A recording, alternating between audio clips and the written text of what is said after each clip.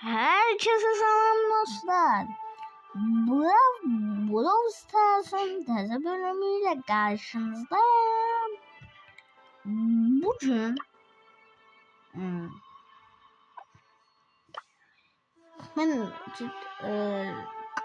videolarında bakışa karakterler almışam. Bir adam olursa almışam, bir de olursa 14 karakterim oldu.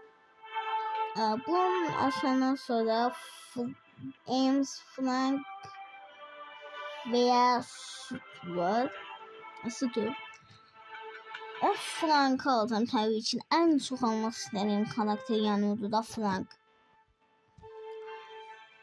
Ondan sonra Mortis gelecekti. Mortis kışa indirmeliydiler. 1900 kupadan 950 kupaya indirdiler.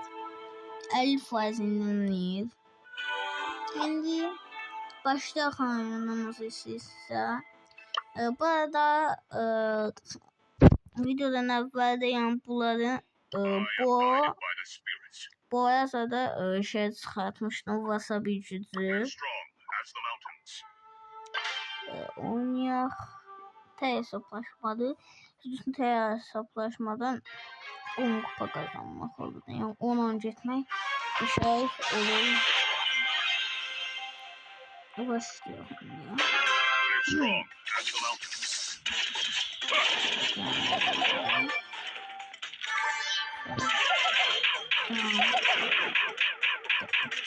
Hadi. Güzel. Adam öyle bir zevkli. Oy. Ne sevdin sen? Sen burada ana akıllı olma. Benim. Oy aman. Aman ki şu karakteri aceleyin. Ama ben üstüme ne yazarsınız? Ha onu anlayamıyorum.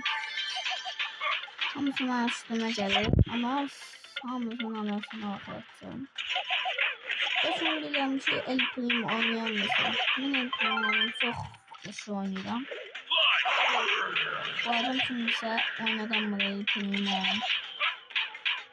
El Primo'dan da bomba şimdi oynayacağım da.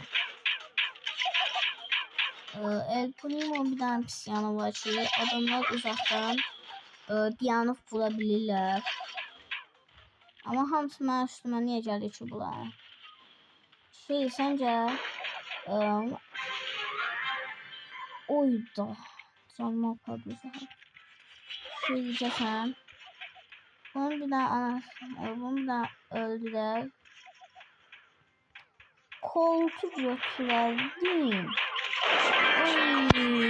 Mən öldürdü. Ama ki şu 800 kupa kazandık. Ben sıkar.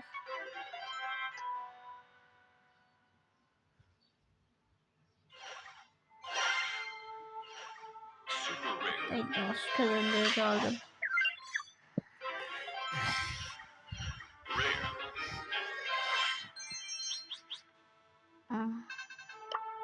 Sen kalksana dersiniz. Koltuğu götürün görürsen yoksa 90 götürün. Bir adam hiç oynayamamıştım. Bir adam oynuyor. Oyda.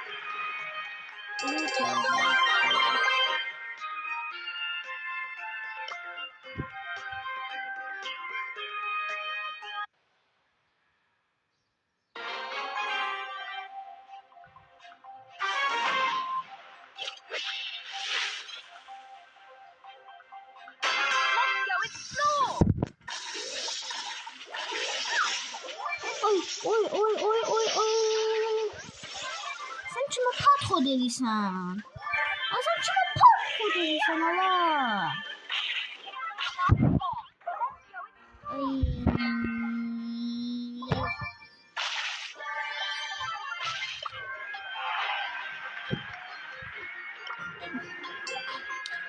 Çok zor, çok pis oldu. Çok. Ya pisiymiş. Ya çok pisiymiş. Çok hepsinden artık pisiymiş. Ay Allah. Bugünkü videomuz da bu kadar olsun. Sağ olun.